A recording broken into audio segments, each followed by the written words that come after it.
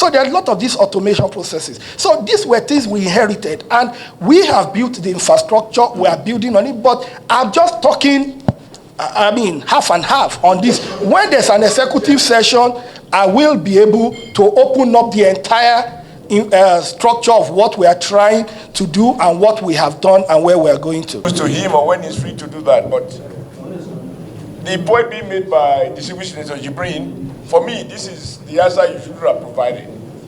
If I transfer money from my bank account to pay for a service, the fact that I didn't write receipt, I transfer doesn't mean I will not obtain receipt. Right? Evidence that I have paid. So, both the first explanation of the PAMSEC and your explanation about E is not returning for evidence of payment.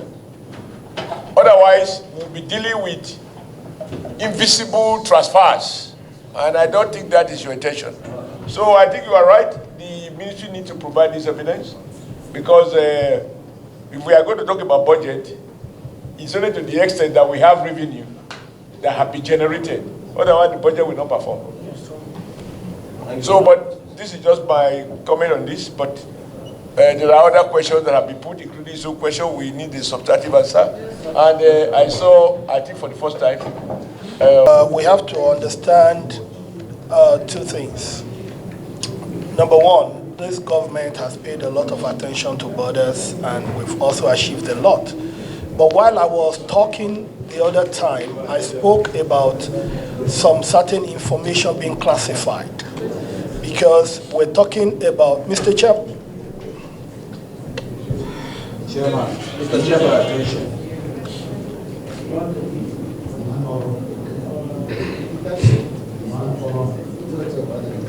Okay. Yeah, I spoke about certain information being classified.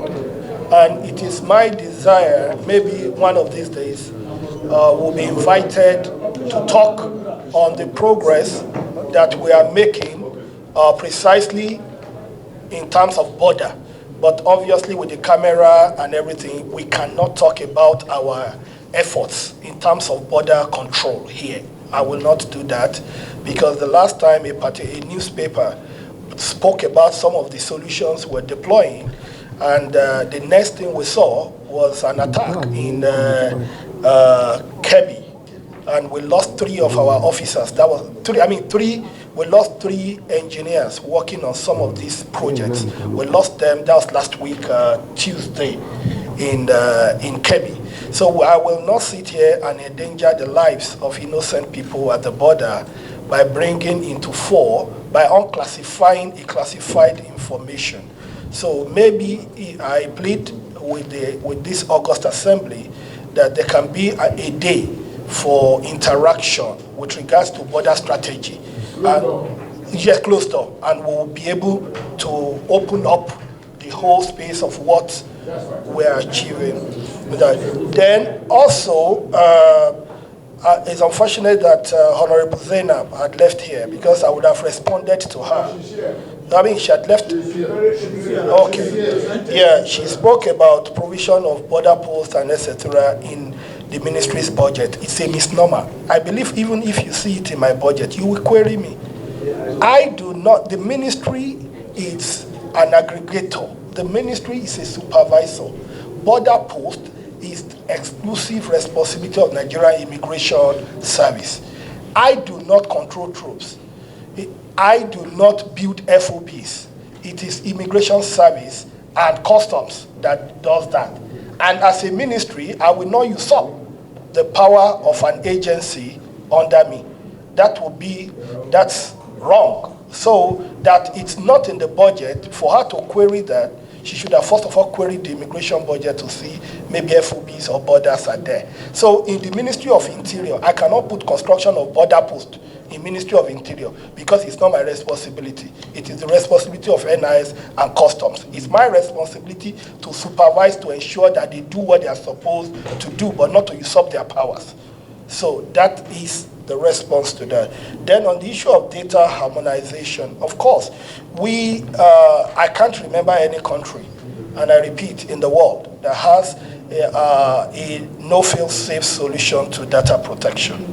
And also, what we have done is because before now, different agencies were storing their data with private entities, which is against the Data Protection Act, approved by this assembly. So what we did is to create a center point, which is for the purpose of harmonization and sharing of data. So it means that data is easy to share, it's easy to keep safe, and at the end of the day, it's even cheaper for government because we don't need to now pay data centers here and there. For it takes responsibility running to billions away from government, and that we have been able to do. Then about the protection, the only completely safe computer, as he said in the IT world, is a computer that has not been plugged to electricity. Once it becomes connected, there is always that tendency of risk. And that is why vulnerability penetration testing is advisable on a regular basis for you to be able to detect vulnerabilities, for you to have patches, and for you to be able to solve these solutions. So some of these things, we're already working on it. But the details to the extent of our data security protocol, I will never say it out, because saying it is compromising the data itself. Then, on issue of overhead is simply salaries. I do not recruit officers. All my officers are pool staff. So even if somebody dies or somebody retires, head of service, we replace the person. Exactly. And also, secondly, is that overhead must even increase because there is salary adjustment. We have salary, because overhead is strictly salaries. So there is increment in salaries and etc. So that's the justification for that. Thank you, Mr. Chairman. Question for the Nigerian. Okay, sorry. Question is on stamp duty. Distinguished Senator said something about the tender fee. And we need to get clarification on the stamp duty. Stamp duty? Yes. So two, sir.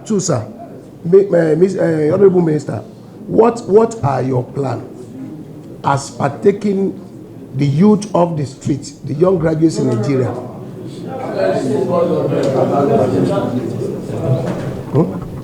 Money. So much, Your Excellency. I forgot the other. I will answer this. Then I forgot the question that this week's Senator Issa raised before he left. I just remembered. On issue of stamp duty, I'm not responsible for that, with due respect. It's an inland revenue, it's deducted at source, just like tax. It's not my responsibility as Interior. It's a centralized... Yes, that then to most distinguished question. The stakeholders engagement, sensitizing, enlightenment, this is a project that has not been done. Because part of what the reason for this is that we understood the fact that when I became Minister of Interior, when I was appointed, we did an analysis and we saw that we're doing more of kinetic solutions and there was need for a lot of non-kinetic solutions. I had to engage about 2 former chairmen, Senate chairmen on Interior, and they gave me lowdown of investigation over the last 8 years with regards to what the National Assembly had done. And that's what led to this. And what we did was to write to all governors. We've already written to them. We're looking at, because we realized that internal security issues are usually, number one, right of way, which is issue of farmer headers issue. We realized that we looked at issue of communal differences based on land and border. Boundaries. We looked at that. We also looked at issue of segregation, anarchists, that mean people who are fighting for segregation and some reasons. And the fourth one we looked at was, of course, issue that had to deal with economic terrorism. That's people doing kidnapping and whatever. So we looked at some of these things and we decided that it's important that we start from the one that is most intrinsic. And that's obviously the communal, the issue that has to do with land boundaries, borders, and etc. That also has to do with religious reasons. And so we decided to come up with that. And this was part of the proposal that we defended in 2023, during the 2024 budget session. But as we said, this project has not even been, because it's not a project that federal government alone should do. It's something that has to involve the states. It's something that has to go to the local government and not a talk show. So that's that about that. Then on the issue of purchase of teaching and learning aid equipment, I think that is just statutory. I didn't put that. I think in almost every ministry, every agency, it's like a line item that comes from the budget office. All right, thank you very much. Do you collect business expatriate quota in Naira or in foreign currency? Naira. Naira. It's in Naira. Expatriate pays in Naira. Expatriate, it is not the expatriates that pay. That was what I was explaining. It's the company here. It doesn't matter whether you pay for me or I what they pay in dollars is separate. That is my question. Yeah. That is my question. So that is the question. What was your answer to that? Fine. I explained it. No, you didn't. No, you didn't explain that. Explain to us. Yeah, there's nowhere in your figure Where, sheet that we see Where is that any money? expression What's of what that comes to? foreign currency. No, what's the point that's been made? Just listen to his answer. Mr. Chairman, may I address you, please? Thank you. I explained that expatriate quota and business permit is within the purview of ministry as a ministry. There's a department called C&B, Citizenship and Business, that deals with that. And I explained that when people want to, at the beginning, when you need expatriate, a company like Dangote can come. For instance, I'm using him as an example. I'm using the company as an example to say, okay, I need 1,000 expatriates. The Dangote applies to the Ministry of Interior. Once he applies, he already has a business permit anyway. Then he will now request for this bulk quota, like a lump sum. If he will now justify and now say that this 1,000, I need engineer 2, mechanical this. Please, can you, please, Honorable, let's speak, please, calm down.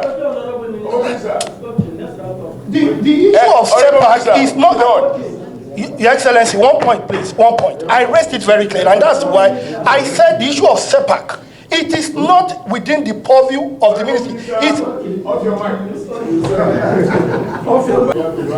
We have immunity in the National Assembly. It's the only privilege we have. But when you get to when you are subjected to this rigorous test, it is to live up to the standard that you have to establish when you are in the House of Rep. So what do you do, people? They must do unto you. And they only wrong. so we are comrades, sir. Yeah, I saw that. Yeah, I think you have to have capacity to absorb all the punches, and there will be more punches. But then we go to your agencies because you are supervising many. But let me just ask this. You know, this is a question that should be for immigration, but because you are the supervisory minister, and like you said, people apply to you anyway. Maybe the processing immigration or whatever. The truth of the matter is, your explanation on the increase in quota, I have personal concerns. No country in the world, not America, not China, not Europe, that allow all manners of people to come under all kind of guises, and they are giving visas or green card, whatever it is, passport, to reside in the country.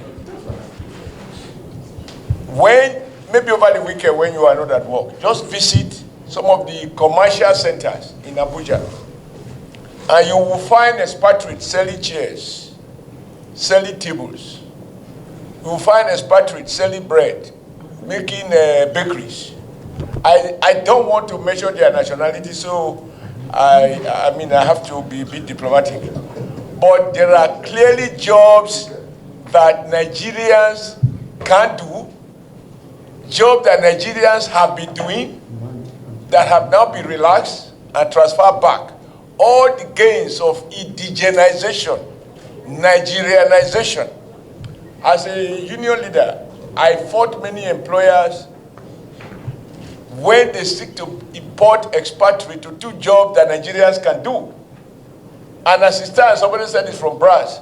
If you check the document seriously, you will find technicians from foreign countries coming here as engineers while our own engineers are working in foreign restaurants in Europe and elsewhere. You are too generous in issuing permit for expatriate to do jobs that Nigerians can do. I raised this matter even when Ikige was Minister of Labour, but I realized that it was not, it is the Ministry of Interior. And I work, when Nigeria had a manufacturing sector, I work in that sector. But even today, those jobs that have been exclusively reserved for Nigerians are today being carried out by foreigners. I see foreigners managing supermarkets, small stores. As nobody can tell me that Nigerians cannot be a sales manager in a small company. And I'm not talking of a big scale business. And you see this expatriate, again, I don't want to mention they tend to come from a particular part of the world. So I think you need to review that. Because since the economy is not creating the number of jobs that we need to cope with the population growth rate, we do need to ensure that the jobs that are available are not taken over. It is right to encourage foreign investors. It is even right to accept to borrow money from foreign countries, but not to lend and allow them to take over our territory. I see expatriates who sleep in containers. I see expatriates working in where they produce. I come from Edo North, and you find them working in granite. Things that Nigerians have been doing. That is not really mining. This granite we use for road construction, for civil engineering, construction, etc., etc. So obviously, quarries. That is the correct word. These are jobs that Nigerians can do. And if you keep licensing foreigners to do it, you are actually compounding the unemployment situation of skilled Nigerians. I want you to speak to that. And at a point, I was saying to somebody that we may have to commission a consultant, just Abuja here. I will have a conversation with you as to the definition of what a Nigeria can do and what your honest judgment in Nigeria cannot do. And let's just do a test case of Abuja capital territory. By the time you go to Lagos and go to Chinatown, the picture might even be much more confounding. And recently, I am sure distinguished senators, honorable members, you will have read the newspapers about people from, after they measure our name, we too can measure their names. Chinese people being arrested by EFCC for Yahoo activities. Those ones came here with your permit. You have expatriate quota for Yahoo players. So I think these are issues we must take much more seriously. We mustn't allow one expatriate that has no business here to be here. He can visit as a tourist, but like every tourist, you go back at the expiration of your tourism. I am particularly, if you understand my background, when it comes to job creation and transfers of unemployment to Nigeria, I am a fanatic. I think your ministry can do a lot more. You should be less generous. You should carry out more interrogation about the kind of job people are doing. When I go around many places, the people I see, if you go to Kano, you will find Chinese working, doing bakery work. Small stores. No, that cannot be. Because they don't allow Nigerians to go to their country to do those things, even though we have very cordial relationship with them. So I'd like to have your comment on it, and it's something that I think you need to, as a Nigerian, we all have a duty to secure those jobs for Nigerian young people, and even the not so young.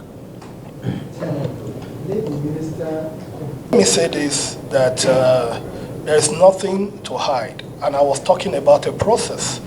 And if honorable member had waited for me to land, probably the agitation would have been quenched. The key issue is I told you the way the procedure, the workflow. After the expatriate quota and everything is taken by the ministry, then the immigration issues the SEPAC card, not the ministry. That's what I'm saying. And payment is made to government account online, which is charged in dollars, but in naira. You spend in naira at prevailing CBN rate, online conversion, the CBN rate. That's the way the system works. So the money goes to government account, but by NIS, not by the ministry. So what is a part of the revenue profile? And when you look at the defense section of NIS, you will see SEPAC as part of their revenue profile. I will not go and appropriate the revenue of NIS as a ministry source of funding. That is not the principle of appropriation. That was not what we were taught in this chamber, and I will not pretend over such an activity. So it is when it comes to NIS funding, what they call budget, you look at the profile there, SEPAC is there. It's just like you're asking me, why is passport not in my profile? I cannot put passport. I don't issue passport. It's clear. Then on your question on what you raised, Your Excellency, let me say this. And as I said, I want to plead that one of these days when Your Excellency is free, there's a lot to really talk about, not in an executive session. But in an executive session that has to, because I'm being very choosy and I'm being very picky in terms of information that I drop. We cannot solve, we can't solve national security. We can't solve the problem of unemployment. We cannot solve the problem of even deprivations if we do not solve the problem of migration management, which is immigration.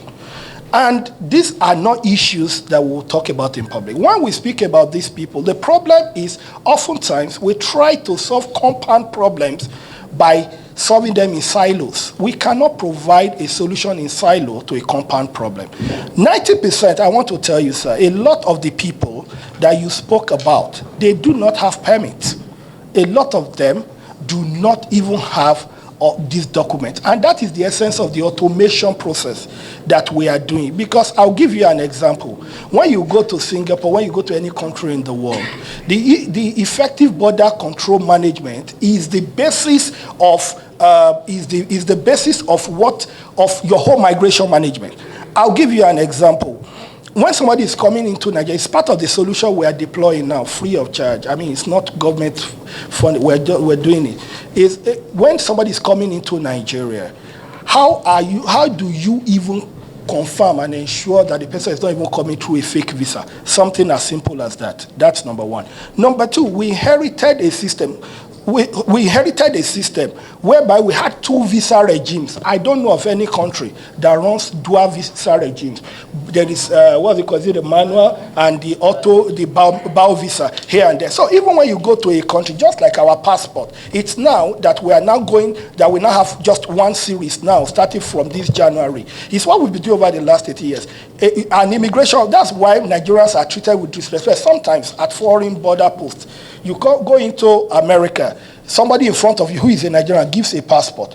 The immigration officer looks at it, sees there's a Nigerian passport, he lets you go. The next person that comes, bring another type of passport, because we're having the A series and the B series, two different passport regimes for a country, when we know that passport is a symbol of sovereignty. It has to be uniform. So a lot of these things, in Nigeria when you come, a lot of people don't even fill landing card, because where else do you go to that they still give you paper landing card in this era? That is not even capturing your biometric, it's not even comparing the biometric feature to your feature that you gave in your visa application, so that to be sure that before you are boarded before any airline, because once there is a procedure and a protocol by a country, airlines are bound to obey. So you don't even leave your country if you don't pass through the right channel. So there are a lot of these automation processes. So these were things we inherited, and we have built the infrastructure, we are building on it, but I'm just talking half and half on this. When there's an executive session, I will be able to open up the entire structure of what we are trying to do and what we have done and where we are going to. Thank you, sir. All right. Other agencies under the minister, they are not yet before us. Those will be taken separately. And then questions related to those are better reserved until we talk to those agencies. So I think the minister has been extremely detailed. I've attended some other budget defense. I can't recall anyone where the minister has been as exhaustive as he has been to us. And I do also understand that when you are dealing with, we had a senator who was one of us. He's now more minister than a senator. So he's more about character. It's not into, yeah. But it goes without saying that your being in the house gives you a deeper insight into why we want to find out how you spend your budget. But I think even coming from the members, we want to congratulate you for what you've done in 2024. And you were a lot younger in 2024 than you are going to be in 2025. But I hope your energy will still be there and your experience will be much, much deeper. So now we thank you for your presentation. I believe we are satisfied with your explanation. If there are more questions, like you said, after this budget season, we can have a special session to discuss those issues with all cameras shut out. And trusting that we too will keep what is meant to be state secret as state secret. So now we go to, this is my last comment. The point you made earlier, I'm sure, I hope it's not lost on many of my colleagues, that if it has happened in your ministry, that quota have been awarded all these years to private sector companies, whether these are Nigerian-owned companies or they are foreign-owned, and somehow they execute the soft side, that they make money, and then they do not deliver on the other side. And it takes your intervention now to get them to carry a holistic, to implement the contract in full, which enabled you to build those facilities that I was there when the president came to commission those facilities. They look standard, they look well built, and that this money could have otherwise been lost, and public funds would have been appropriated to execute those. 692-410-481, overhead of 1,159,660. Which That's page 12. Page 12.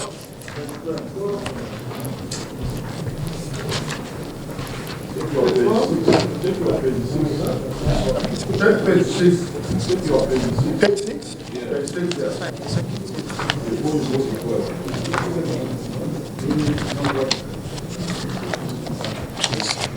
Okay. Okay, page 6, yeah. That's the summary, thank you.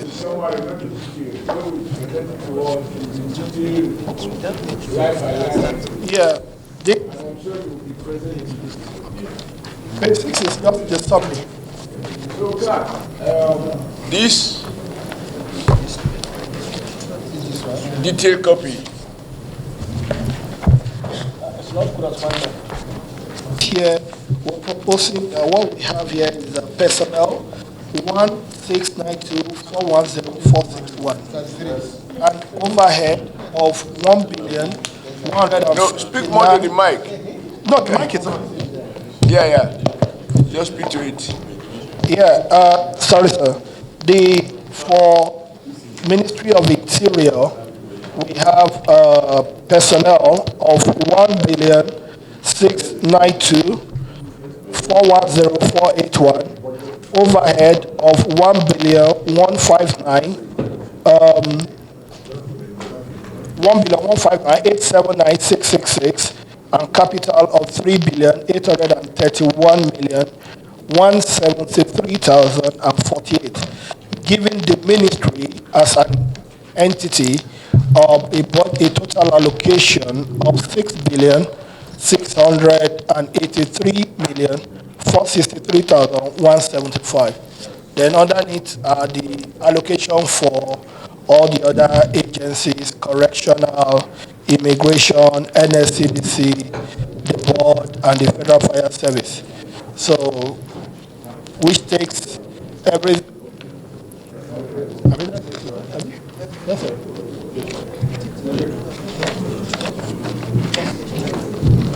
Yes, sir. Go down, you will find Ministry of Interior headquarters. And the first line there is overhauling of electric power system establishment stroke activation. Pardon? Surplus deficit, deficit revenue over expenditure. Yeah, I mean that is just to establish the page. So any comment anybody wants to make, you can make it. On page 15. 1-5. Wait, Ikoyi upgrade of Ikoyi marriage registry.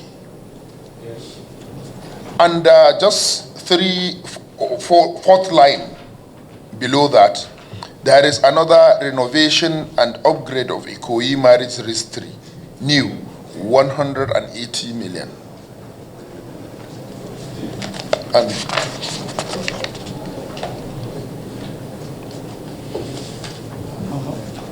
that is my question. I think this one is ongoing, this one is new, but it's the same project title. Yes, thank you. An ongoing thing. Exactly, because it's actually ongoing. So you cannot, what exactly? So that is it. I'm sorry about that.